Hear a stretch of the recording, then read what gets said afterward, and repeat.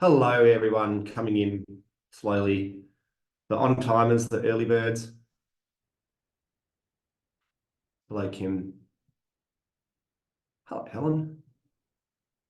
Hello, PC.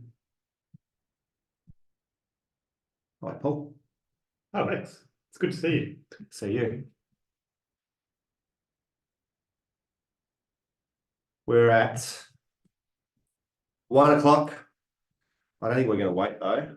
I reckon we're just going to get straight into it because we have had feedback in the past. They've said, please start on time. So we're going to start on time. I'm assuming if I can get a nod from some of the ironbarkers that the setup's all good and you can see the right screen. Awesome. Welcome, everyone, to the Community Energy Upgrades Fund Program webinar. That's a mouthful. Lovely to have everyone here. A lot of interest in this webinar, understandably. We're going to talk about all things funding, background and history on funding, things that work, things that don't, how to make sure you've got the best chance of getting funding and the sort of projects that you should be earmarking and looking at, whether that's either in the last 46 days, I think it is, for this round of CEUF, or whether it's for round 2. I would like to firstly acknowledge First Nation people throughout the land. We are here speaking on the traditional lands of the people of the Kulin Nation, the Wurundjeri people in Naarm or Melbourne, and I would like to acknowledge them as traditional owners and pay my respects to elders past, present and emerging, and acknowledge that the land that we are meeting on today was never ceded. Hello to everyone here. My name is Alexi Lynch. I am the Operations Manager at Ironbark Sustainability. On hand we have Paul Brown, who's the Managing Director and worked across climate and lighting projects everywhere. On hand, we've got quite a few assistants, people to assist from Ironbark. We've got Charlotte Summers here, who's helping with the back-end admin. We've got Davina Bright with her funding background and hat on. We've got James Roscoe Tate, who has the lighting background. Lucy Curry-Reid, buildings expert. Ben Korf, lighting software developer expert. Special guests, I said Davina's coming all the way from the Philippines today, and we've also got a special guest all the way from Mullumbimby or Byron Shire in Shane Malott. Last count, we had about 103 people registering, lots of familiar names and faces. So welcome, lovely to have you here. This is what we're going to do today. Bit of an intro, background, housekeeping, the checklist, the things that you need to have prepared and ready to put in for CEUF funding. We're going to then look at what we think a funder is looking for, and this is based on our experience that we'll touch on in the background, and then we'll deep dive into the 2 key areas that are right for funding and a fair bit of time for Q&A. I think you should be all on mute. If not, please mute yourself every now and then. It still just happens to come up and we can hear someone. Chuck your questions into the question box. We are recording this webinar. It will be available post recording. We're going to keep it pretty casual. Please feel free to jump in and chat away.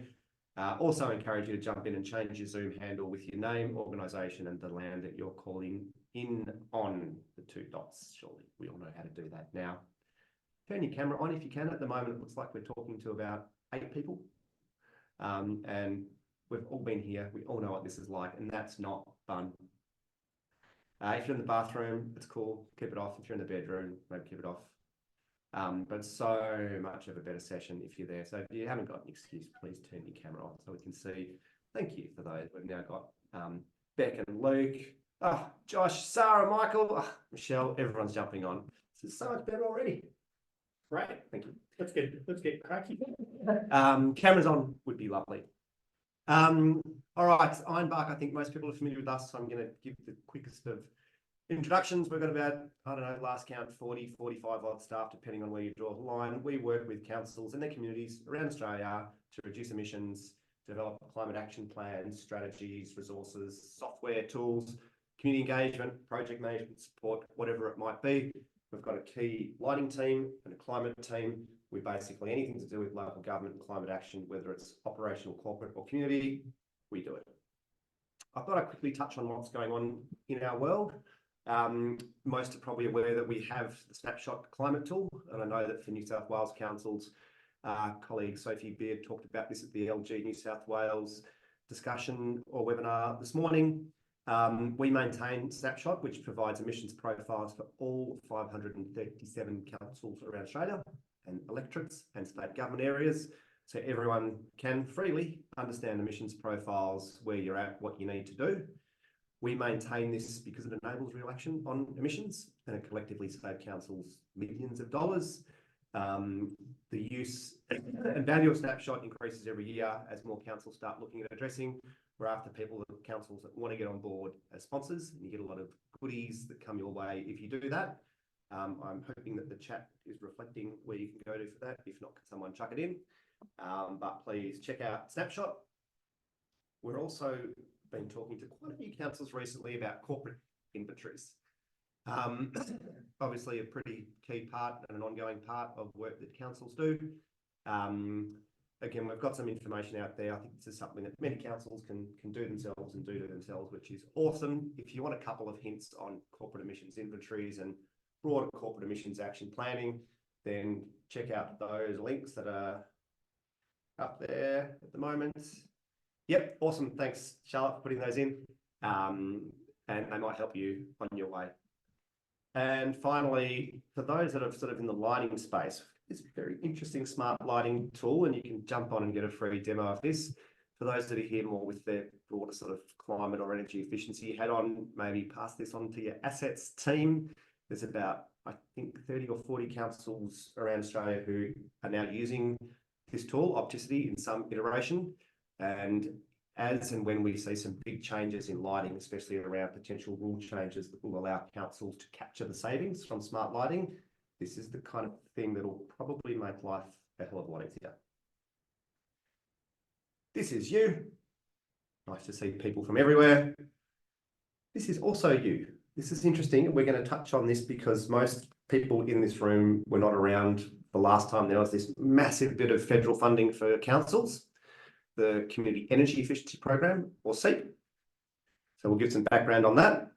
Most people here are submitting a CEUF application for buildings, lighting, or both.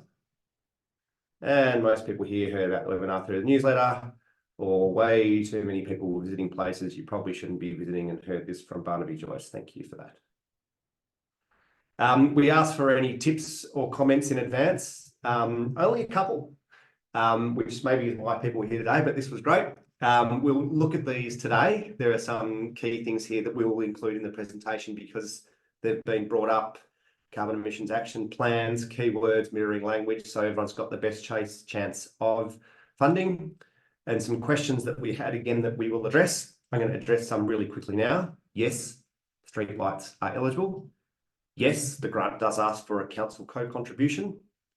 And one of the best questions I've ever seen, yes, dogs kind of do come from Wales. Well, they had early ancestors that were quite similar, and Wales had ancestors that had sort of dog-like traits. I don't know if you know that, Paul, but the Wales ancestor, didn't even have to research it. The Pachycetus looked very much like dogs. So it wasn't actually a dog, but it looked a lot like it. But Wales evolved from walking land mammals. Awesome. We're all here because of $100 million in the Community Energy Upgrade Fund, 25 grand to $2.5 million per project. First round finishes the 30th of April. There's definitely time to get applications in or get help for applications. This is good news. $100 million is good because many councils see funding as a key barrier, and there were a lot of local government stakeholders like local government associations, ALGA, Cities Power Partnership, when they were around, who were kind of pushing hard for this. And so presto, $100 million is great. It's certainly not new, revolutionary, or the first of its kind. And so while it's great to see funding for councils that are saying, hey, we need it, and we should congratulate those that are seeking the funds, I do want to add a bit of a caveat so we don't lose sight of bigger picture stuff and issues and barriers and the work that can be done in the broader community, and also hold those, I guess, those advocating for the funds and those that are accountable for giving us the funds a little bit accountable. So we're not just sort of as a sector going in cap in hand for 100 grand and thinking that's the most amazing thing ever, because we've been here before. In 2009, the Rudd government announced the Clean Energy Package. And over time, funding guidelines were established, lots of stakeholder engagement, very similar to what we're going through now. We had a change of government or a change of Prime Minister, and when Gillard came on board, announced that there was going to be $200 million for councils for energy efficiency funding. So 10 years ago, it was twice as much money. We had, of course, another change of government in September 2013, and they tried to cut the funds after the second program. We were doing a lot of lobbying with the then Environment Minister, Greg Hunt, to make sure projects were safe. And a lot of what we're doing today and informing today is based on that experience in working with the feds, because it's extraordinary in our mind how similar these programs are. CEUF was massive for councils. So for those that were involved back then, a lot of the projects that you are working on or your council has worked on probably had their fingerprints for back then. It was quite revolutionary, from all the buildings projects, Alice Springs Town Hall, Bass Coast, building the coast, Brimbank's powering down Busselman's geothermal heating, and it kickstarted the LED street lighting revolution in many ways. So we helped about 64 councils on CEUF applications back then. Multiple projects, sometimes 18, 20 at a time, worth about $70 million. And so that's, I guess, why we're pretty excited to present on this, noting that there's been little pockets of funding like smart cities over the journey, but nothing like this, because after the Abbott government came in, we've had a bit of a hiatus for this sort of process or these sort of projects. So 2012, CEUF. Everybody who sees that and was involved will get shudders down their spine when they see the application form and that horrible purple from way back then. But remember, it did end up funding some awesome projects. It was the time of Hurricane Sandy, the London Olympics, and every single wristband slacktivist in the world went into overdrive so we could try and get Coney. Hopefully people remember that. It was everything for a few months. I think you're quite old now, Lex. So Coney was thrust into the global spotlight in 2012 when a video about his crimes went viral, and he still remains at large. But in 2024, we've got the Paris Olympics coming up. It's going to be a big year. Trump's in jail in a few months' time, and climate change is about to be solved. Everything's going to be changed this year. And of course, we've got more federal funding going to councils and energy efficiency, CEUF. Paul, I'm going to pass to you to give us the basic checklists. Awesome. Thanks, Lex. We'll click that one onto there. Right. Okay, so there are a few key things that you need to keep in mind when applying. For many of you, you may have already prepared these documents. For those of you who haven't yet got organised, this is really a quick oversight of what you need to do. So the first thing is a project plan. This is probably the second most important document that you will put together. I'll talk about the most important shortly, but the project plan is essentially saying this is why you should fund us, because we are prepared, because we know what we're doing. On this slide, this is an example of a project plan that we've developed, a table of contents for the council for this funding. So feel free to copy this, grab it, and make sure you're ticking the box on each of these items when you're putting your project plan together. In that section 6, it says communications. Communications is a really critical part of this. We would generally recommend actually creating a separate document, a communications plan document, which goes over in a lot of detail how you're going to engage internally and externally. The second item in your eligibility criteria is sharing knowledge. And it does have a couple of dot points, pretty light touch on communications, but we would strongly recommend going well above what you need to do. This example here is from the CEUF projects that we did in 2013. And you can see this particular region of councils actually came up with a logo. So in preparing their communications plan, not only do they get a whole bunch of letters of support, they came up with a logo and put that on banners and other things throughout the document. Keep in mind, there is a federal election before September next year. And there is a reason this funding's going out now. So communications will be a really critical part of any successful response.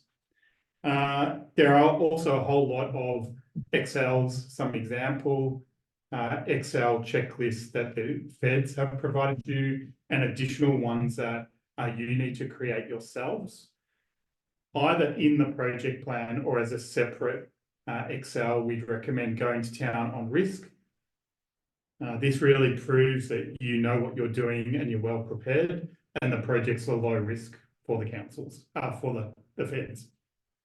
The second one, which is provided, is a detailed budget. Again, there's not an example of this that they're providing, but you will need to put together line by line what you're going to spend the money on, what the in-kind costs are, how much you're contributing. Just keep in mind, it's 50-50. Obviously, you can contribute more than 50% of the funding, and this will help you to you'll be lifted above the other councils if you do that. The last Excel we'd recommend putting together, which is what they provide, is the abatement calculator, and this is provided as a template. Obviously, you're trying to get as much tonnes as possible into that emission calculator, and we'll talk a little bit later about how to bump up your tonnes. A couple of other bits and pieces. This is the most important document, which I'm leaving to last, which is either a business case or an energy audit or some kind of technical document that provides the feasibility for your project. It could be a combination of different documents, particularly if you're doing a multi-project application, which is strongly recommended by the feds. But this is critical to the success of the overall project. And the last one is letters of support. Don't stint on partnerships, listing everyone that you can think of who might be relevant to the project, whether that's suppliers or community groups or users of facilities. Letters of support are really critical to this. That's the checklist. There are a few other bits and pieces. Look at section 7.1 of the guidelines for a full list. Back to you, Lex. Awesome. Thank you, Paul. That's awesome. We're going to send these slides out afterwards as well. So if you didn't get the terms, what do you call it? Table of contents. Yep, we'll send this through. There's also something else coming with a lot of hints. So I've got a doco that we've prepared that provides some of these sort of backgrounds and the hints. We are now, though, lucky enough to have Davina Bright, who's all the way live from Mobile in the Philippines.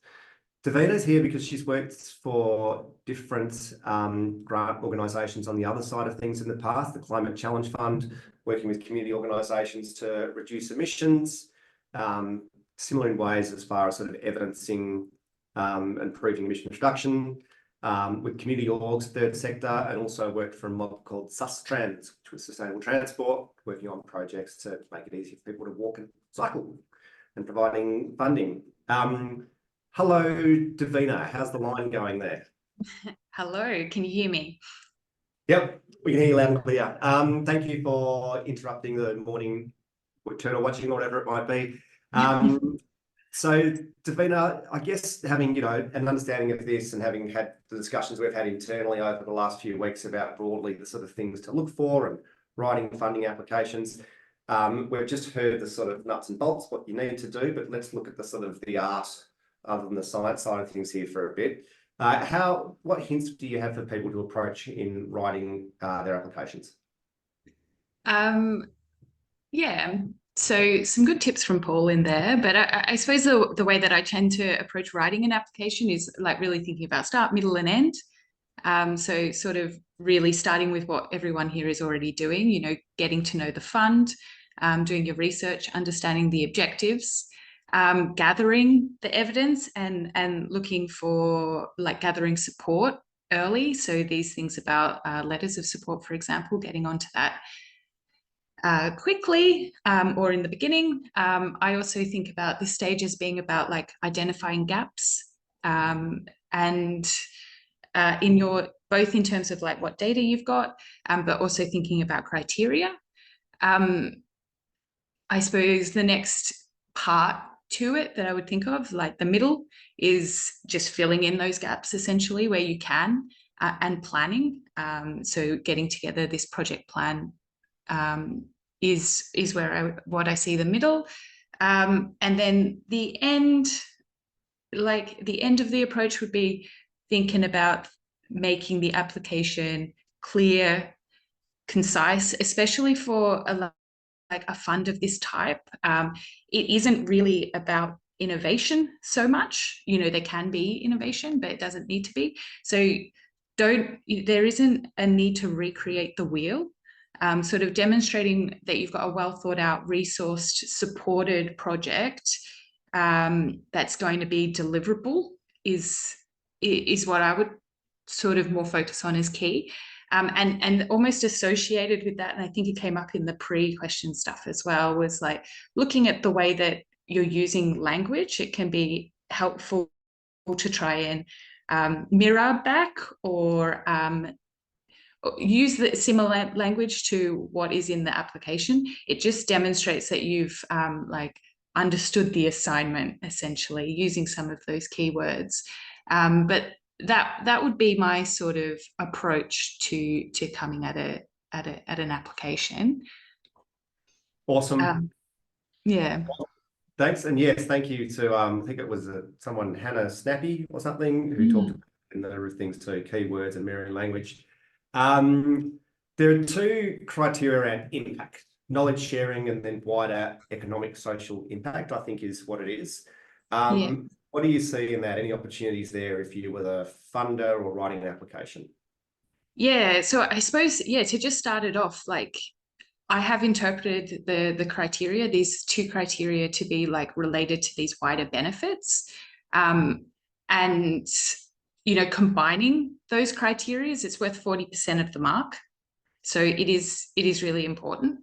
And after sort of saying, don't recreate the wheel, I think this is the area where there's some opportunities for like creative thinking to make projects stand out.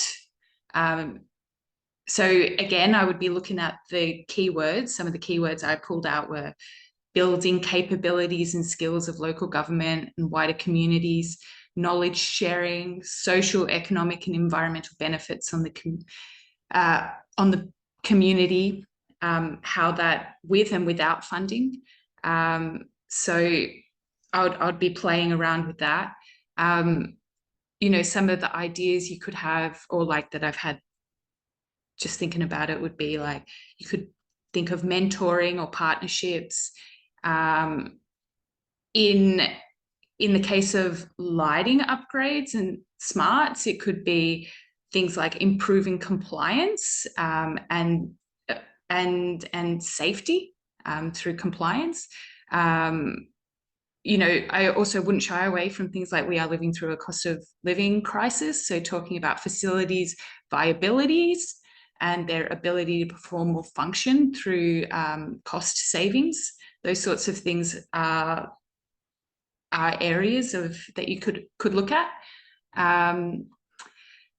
Another tip that I would give when talking about wider benefits is that where you can, making them measurable and committing to that. So somebody who says like this project will create local employment opportunities doesn't stack up the same way that someone who might say like we create local employment opportunities for at least 4 people, including maybe one disenfranchised youth person or young person. You know, that's you know, could be saying the same thing, but one has a little bit more bite.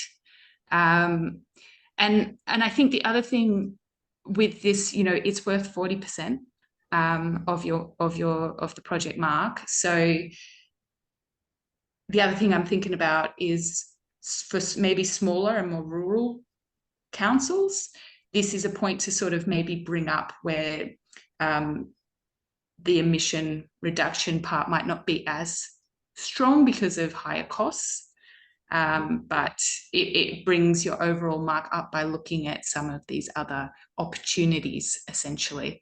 So don't sleep on it is essentially what I would say about these wider benefits. Awesome. Thanks, Davina. And in the last minute of this, another question for you, because I asked for letters of support. And I people like, oh, yeah, I kind of get to that. And someone said, ask for letters of support. What if I can't get any? How would you respond to that? Just a quick one. Letters of support, these are actually usually not that difficult to get. They just take a little bit of time. So, sort of thinking about my approach to writing an application, just get on it early, start them early, provide templates. Like letter of support are a benefit to multiple of the criteria, like the wider benefits. It's a demonstration or a support to the wider benefits, but it also really supports like criteria 3, which is around deliverability in the plan. So, that's do it essentially. But I think another thing to bring up with letter of support that's sort of related to is that's maybe undervalued and overlooked sometimes is also linking your projects to the wider organization strategies and action plans.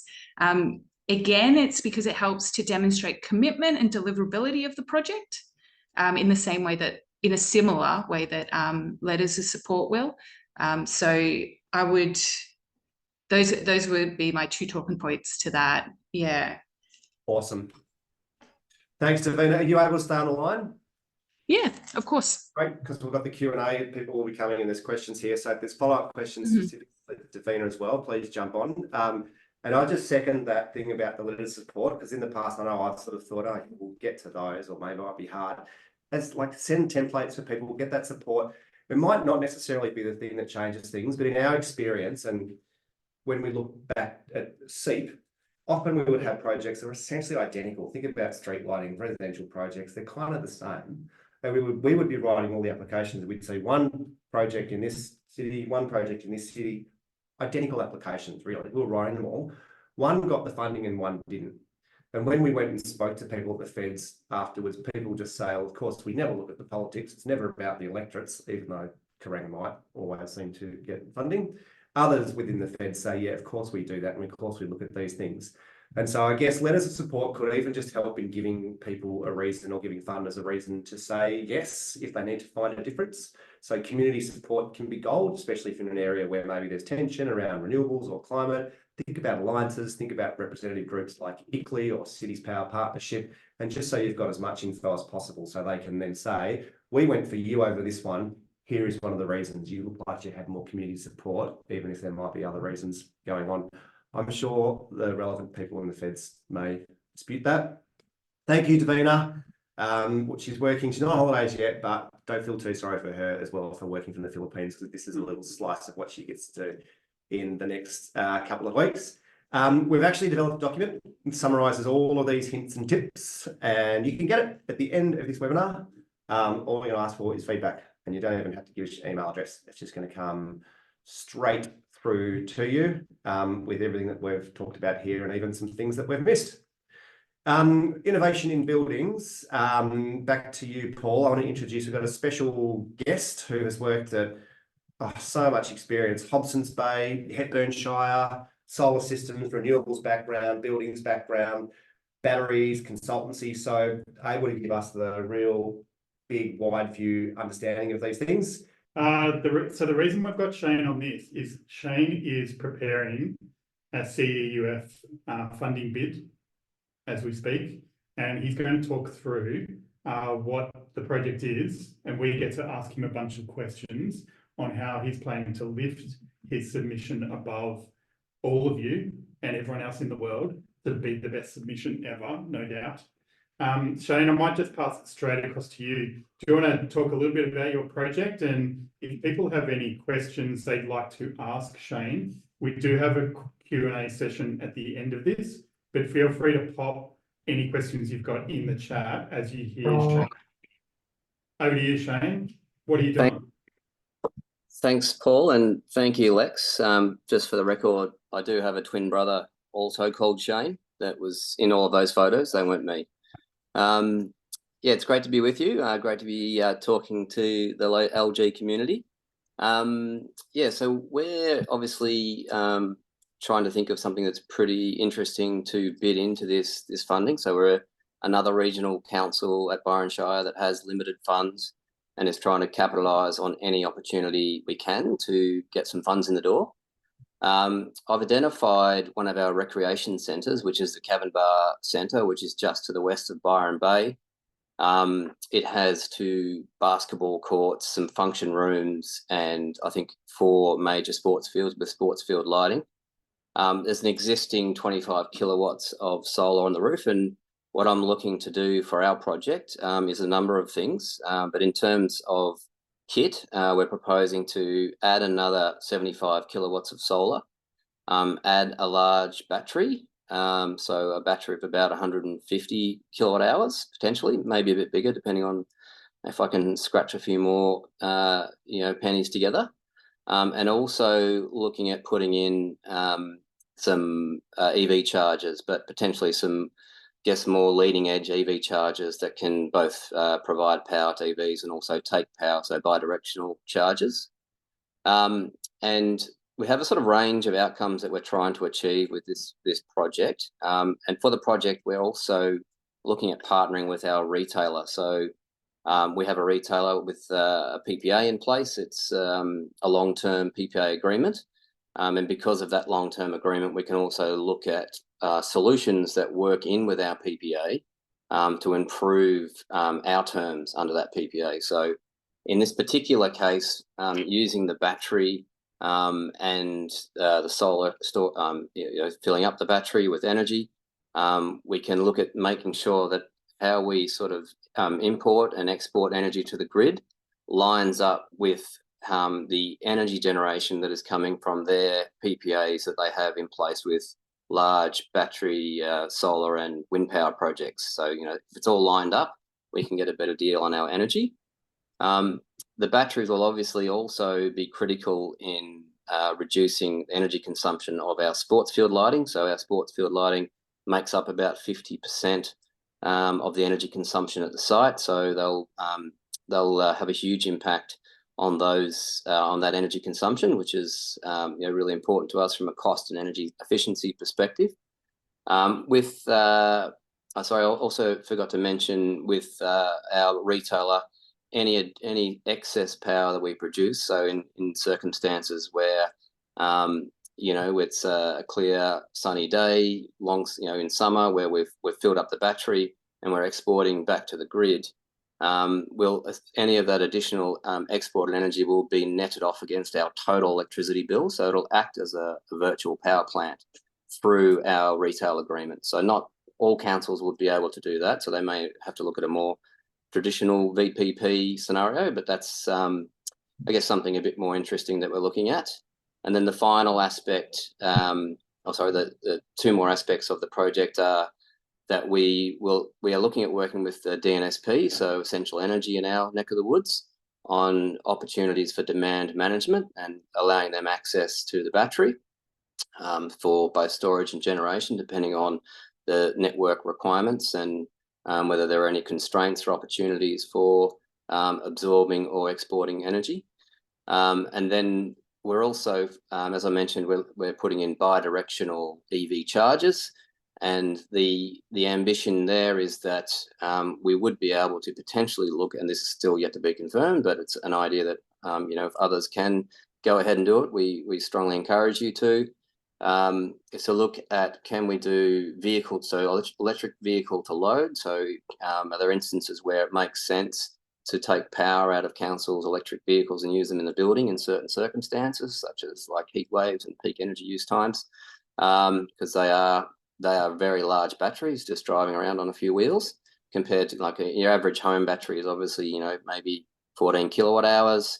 A car battery has 65 kilowatt hours of storage in it. So, it's already a multiple of, 4 times what you would have in a home just sitting there in a car. So bi-directional, meaning that we can go back to the building, but also potentially back to the grid. Again, sort of that relationship with the DNSP, and whether we can do anything around exporting to the grid when they need it, or during grid constraint environments. So I guess we're targeting load flexibility and a bit of energy efficiency through this project. We're sort of doing a little bit of innovative stuff, and also some more traditional, just store the energy and use it when you need it. And then the final thing, which is, I guess, sort of feeding more into the social benefits of the project, The rec centre, so the Cabin Bar Recreation Centre, also functions as an evacuation centre. So I'm sure you would have all heard about the floods we had in early 2022, and roads were cut off, and a couple of hundred houses in Warram and Mullumbimby went under. And so this building has now been designated as a primary evacuation centre. So as an additional benefit of the project, I'm aiming to try and enable the building to operate for 1 to 2 days without any power. So we had power off for multiple days during the last flood. So that's not a key ambition of the project. It's just a co-benefit of what I'm trying to deliver. And it'll speak to, I guess, enhanced community benefit to have that kind of energy resilience, name against the grant application. So that's a quick snapshot of what we're doing, and hoping that will be enough to get the attention of the funders. And noting that the EV charges will also form part of council's overarching fleet transition plan. So there'll be a little bit of fuel substitution or electrification elements to the project that we can build into our arguments. So trying to tick all the boxes as best I can. And welcome any questions now, and of course would welcome any follow-up questions after today's webinar. Thanks, Shane. That's awesome. If people did manage to catch all the notes of what Shane is doing and steal all of his excellent ideas, then you can look back at the webinar after this and go slow. I've got one quick question just for this bit, but then we'll open it up to broader questions in 5 or 10 minutes, Shane. The question actually came earlier from Susanna, and that is, for our projects where we're investing a lot of money, where the abatement might be low, what are some of the additional things that we could do to increase and make the abatement look a bit more impressive? Yep, sorry, I'm just having a little trouble. I've got your question. I'm just trying to get my speaker happening again. But yeah, as long as you can hear me, that's fine. So I hear the question loud and clear, and the emissions factor that's in the spreadsheet is quite low. So I mean, for our abatement enhancement, we're sort of looking at trying to build in, so first of all, the EV charging station helping us unlock more EVs, so increasing our fleet in total. So we're not sort of I don't know how this will be received, but we're trying to argue that even though the abatement may not be immediately huge, it's a part of the process of taking out one of the key barriers to transitioning your fleet, and massively increasing abatement through that process. I'd note in the actual guidelines, it does say abatement or flexibility. So it's sort of, it's noting that if you're not achieving huge abatement through your project, they're still going to give credit, significant credit to flexibility. So that's the part of the grant funding criteria that I'm specifically targeting. But I guess in saying that, it's also pretty clear that if it's just a traditional project, like putting PV on your roof, I would expect it's less likely that you're going to get supported for something that's just something that's already got a pretty strong business case without any funding. Thanks, Shane. That's awesome. Hold the questions and stay on the line. We've got a bunch of other questions coming through on the chat, but we're going to jump into innovation in lighting before opening it up for questions. Okay, so street lighting, there are a number of councils who are including street lighting, smart lighting in their projects, or having standalone smart lighting projects for the CEUF. So why we love it is that it is a project that you can very quickly scope up and submit. It's something that we've had 5 or 10 councils in the last week ask us about, and we don't see any particular challenge in preparing and putting in applications before the end of April. It is a project that has really known emissions reductions and cost reductions for a number of the councils. A lot of councils are including this as part of a multi-project submission. And the street lighting side of it is a bit like your fleet example, Shane, where you can actually bump up the emission savings really quickly from a smaller saving that there's an opportunity for in buildings. And one of the other criteria is local suppliers. So most of the smart lighting and street lighting products are locally manufactured in Australia or from local producers. So that's another one that ticks another box. We have had a question that keeps coming up when talking about street lighting, and that is it eligible? There's 3 criteria around eligibility, and one of those, is it owned, managed, or leased by local government? We have had a number of emails, chats, and discussions with the feds, with the funders on this, and these are the direct responses from different people within the organisation. Essentially, they are saying yes, it is eligible, in particular because our council meets the definition of the manager of street lighting in many ways, but one of them is that council is actually the road management authority of those roads. However, they do say to expand on that and provide provides a summary of how local governments meet this aspect. I will also just quickly note that in the abatement calculator, there's 3 project examples. One is of street lighting. On this next slide, I'm not going to read it out, but basically this is an example statement that you could include in your funding application as to why council meets that eligibility criteria. So feel free to copy that and chuck it in. All right. We like talking about innovation. This is a part of the project, but definitely not all of it.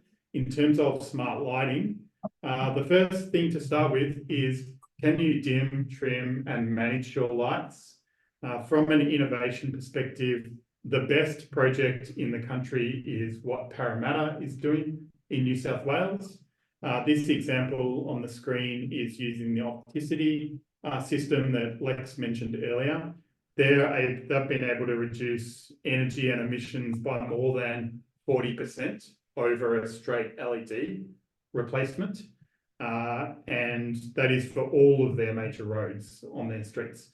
So this is really the benchmark of what innovation looks like.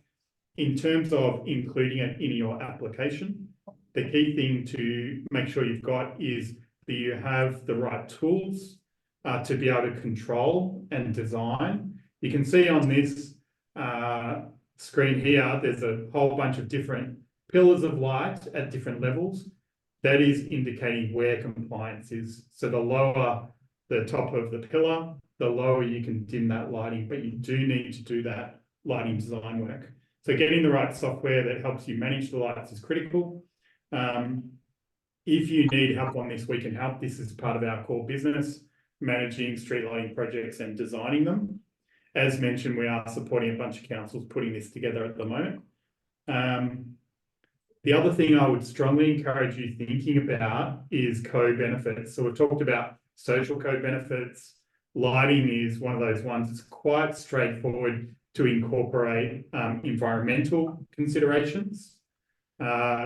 This example of a turtle is very relevant for every single coastal Northern Australian council, where you're managing and designing street lighting so that it reduces the impacts on turtles. However, every single municipality has a moth, a bird, a flying fox, which you can integrate into these projects. And from a comms perspective, go to town on it. Totally put in pictures of your flying fox. Talk about how you're going to manage and dim and trim the lights. This is relevant for building projects too, particularly if you're looking at any external lighting within a building or a sports ground project.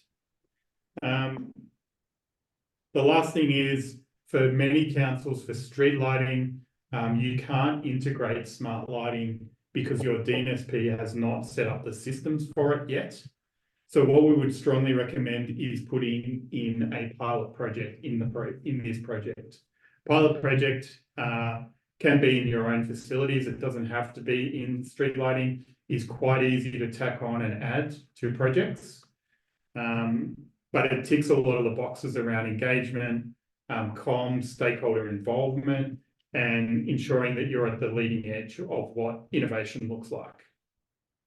Lex. Awesome. Thanks, Paul. If I can clarify, people want more information on that then, just as far as what their DNSP, whether it allows it, because I understand some DNSPs are a little bit more advanced than others, so you don't need to worry about the pilot language. They can just give us a buzz if they're not sure. Yep. Awesome.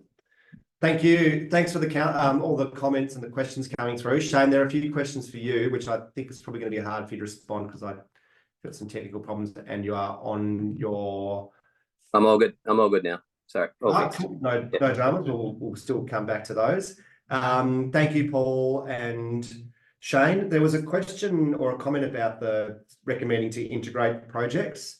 And I guess that it's come up a few times because Paul mentioned lighting. It's a good one to include because you can beef up that abatement calculator. So as Susanna's question, the abatement calculator is looking a little bit shady or shaky. Integrating other projects is a really important part of it. But the question was about whether the feds have strongly recommended to integrate projects. But this is our interpretation of things, right? So in the document that we send through that you'll get after this webinar, if you give us feedback, we've got the advice from the feds, including advice that they gave within their webinars as well. It certainly seems pretty clear to us that integrating projects is something that they are keen on, if not in the application guidelines, but within the further comms and the webinar transcript. So if you just go and have a look at that, that's where that message came through pretty loud and clear to us. But as always, just make sure you read the rules and check the rules, which again is also some advice in that document. Let's go to these questions then. Thank you to everyone. Jess Caulfield has said, Shane, can I ask if you intend to use quasar wall boxes for BDC or a different model charger? Can you share any information around the DNSP requirements for V2G? Happy to catch up offline if possible. That sounds like it could be quite a long and technical question. So Shane, do you have you want to get to as many as we can, 30-second minute answer to that, or is that one for offline? It's probably one for offline. But yeah, I guess we're not settled on some of the key technology components in terms of suppliers, etc. And we're also working through the detail with the DNSP, Essential Energy, on how much value a battery of that scale can add in terms of demand response. And it may even be just that we're providing a demonstration case, of how it can be done, and a pilot case of how it can be done, rather than a fully technically useful solution. So it might be that's another add-on, like it's an additional learning benefit. But happy to chat offline and get into the detail. Great, thanks, Shane. Another one for you. Are you including an estimate of greenhouse savings from EV charging in your application, or greenhouse savings limited to the solar generation displacing the grid? Quick answer to that one. Definitely including EV charging impacts on our fleet transition and abatement of benefits. Fantastic. Thank you very much. Keep the questions coming, please. Helen, great question. How will you convince the funders that the EV chargers are an upgrade to council's existing systems rather than being new infrastructure? So an upgrade to council's existing systems. The argument from my perspective is that our existing system is ICE vehicles.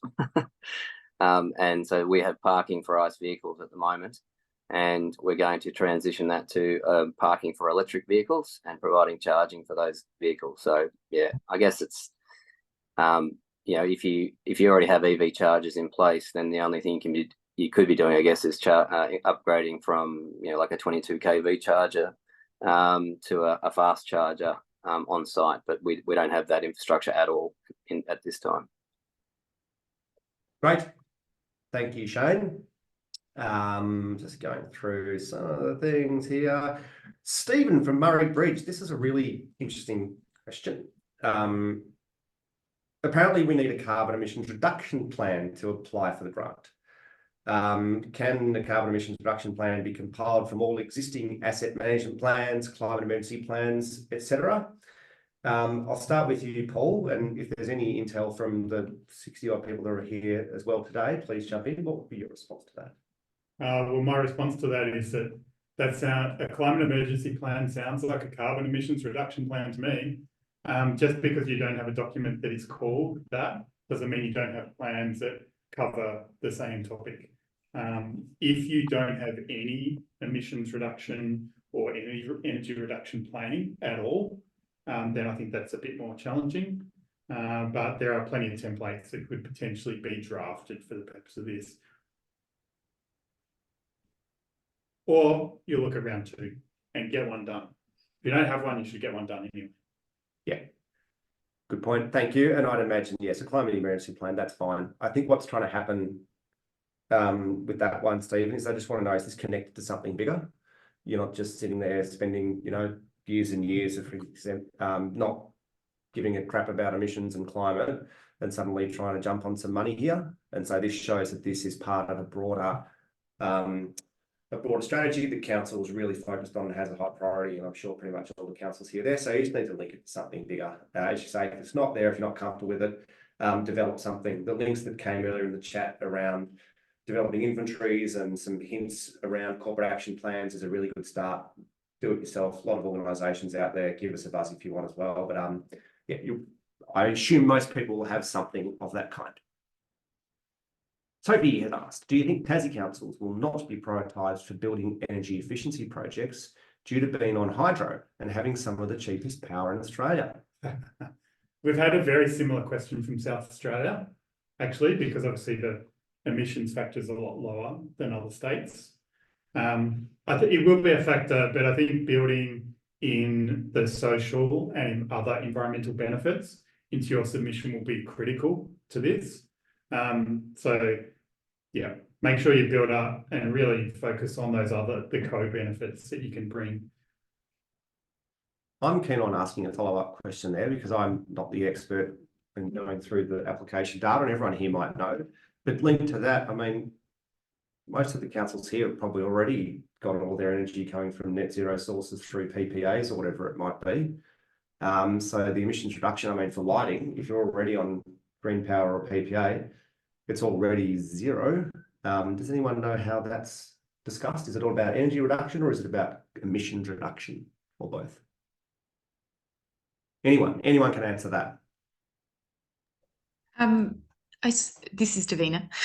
I suppose there is also a statement in the application form that says that to avoid penalising councils already purchasing emission-free electricity and to provide a level playing field, the national full fuel cycle electricity emission factor is being used in the calculator. So that says to me that it is being adjusted yeah. Brilliant. Thanks. Thanks for reading the fine print, Davina.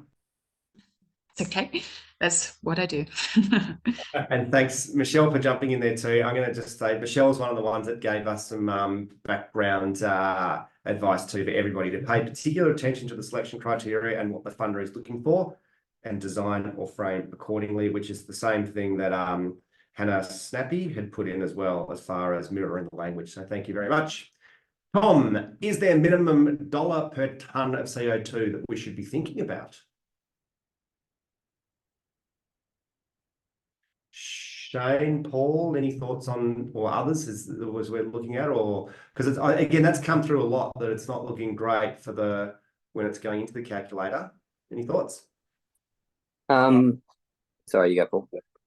Shane, you're our guest. You first. Sure. Yeah, I mean, I guess my thoughts are that like it's not, I guess, not get too distracted with, if you've got a good project that makes sense, not get too bogged down in looking at the dollars per tonne, unless it's really, really low. I mean, it's sort of typically the dollars per tonne and the viability of the project often go hand in hand. But yeah, I'm conscious of that myself for my project, and I'm going to maximize it as much as I can. But if I don't think there's a threshold where I would say it's above this or below that, your project's worthwhile or not. You've got to think about it in the full, across all the 4 criteria and the full context of what you're delivering.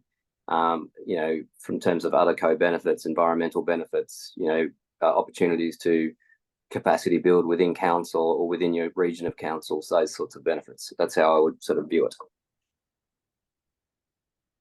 Awesome. Thank you. Shane, did you want to add anything to that, Paul? Is that right? No, but I think also focus on de-risking it for the feds. So making the project certain, funded, good project plan, good comms plan, all those things are really important as well. Yeah. Thank you. Thanks. And yes, Beck was one of those ones 12 years ago that was in the trenches. With the lighting side of things, how do you work out the lighting, the electricity savings? Will there be a smart lighting? Like how do you put that into the abatement calendar? Any hints on that, Paul, Roscoe, Ben, or is it straightforward? It's very easy. Okay. So I'd probably say that having done it for 20 years. Yep. But so we usually do business cases that go into all of this and calculate everything. However, street lighting is one of the most easy things to calculate. Yeah. And from a smart lighting side of things, you can make some estimates 30 to 50% if you're doing it properly. That can be used. And this is probably why with CEUF it was so, I don't think the feds expected this many, because we're able to say, change this to this guaranteed 82% savings. And so, yeah, that's why I think it's worth keeping that one in mind. Another one just on that, is that the software looks like it adds some sparkle? Is that free or subscription, or how does that work? Someone said there were 35 councils that we mentioned already doing it. How does that work? So Opticity is built within street lighting projects. Okay. And so that's part of the project funding and cost. And then it's managed long term under a subscription for councils. Okay, cool. And yeah, we can put the link back in, otherwise we can send it through afterwards for those Opticity things. I'll try and get to one more of these unless there's anything here. These ones from beforehand. Does the rule change for lighting mean that you can dim for dough or dim for dollars? So thanks for that technical question. There is a rule change coming in at the start of 2026, which will allow metering of smart lighting. So the process here, so this would be a key component to add to a pilot project that we mentioned earlier, so that you're ready and your DNSP is ready for smart lighting metering. And yes, it means you can dim for dough, if that's what the statement was. So you'll be able to get direct cost savings through to your bills as a result of smart metering. Awesome. Before you go, I'm about to put a link into the DebbieWhacker, so you can download this. Maybe others will put it in first, but I might try and get there first. Thank you very much, Charlotte, for doing that. There's quite like we've got this 15-pager that basically has 10 hints. Some of the stuff we've gone through just here, and some other bits and pieces to keep in mind about comms and risk and action planning and understanding the rules and bending the rules a little bit. We've got some caveats there. We're certainly not suggesting you break rules, but how you can creatively look at making your project stand out. All these things are available by clicking on that form that's been put in there, or feedback form. You do not have to give us your email address. It's not something that you put in and then we email it through to you. You just fill it in anonymous, and then it'll take you straight to a folder with all of this information. It'll also include, anything that's come up today or been discussed today is in there. If you are interested in speaking to us about it, you've got our contact details, or you can, if you want, include your information on there. But otherwise, please jump onto that and download the form. Let us know what you thought. Let us know what we need to improve on. And we will see you at the next one. It's right on 2 o'clock. We started on time and finished on time. Well done, Max. Thank you. Thank you, Shane, for your special guesting. Thank you, Davina. Enjoy the rest of your week. Thank you, Ben, Roscoe, James, who else? Charlotte, other Ben, everyone. Thanks, everyone. Thanks, Michael. Thanks, Sarah. Thanks, Lucy. Thanks, Josh. Thanks, Kim. Thanks, Victor. Thank you. Catch you next time.